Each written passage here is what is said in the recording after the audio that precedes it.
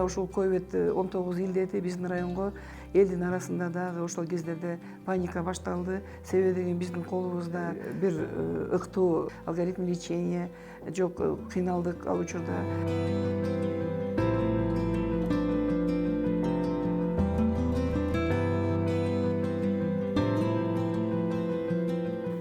Кээ бирде балдарда ошол ПЧР тесттери позитивдүү болбосо дагы клиникалык белгилери ошол балада пневмония бар экендигин далилдеди дагы. Ушул клиникалык протокол негизинде телефондорун таап, аларга кеңеш суроого мүмкүнчүлүк алышкан.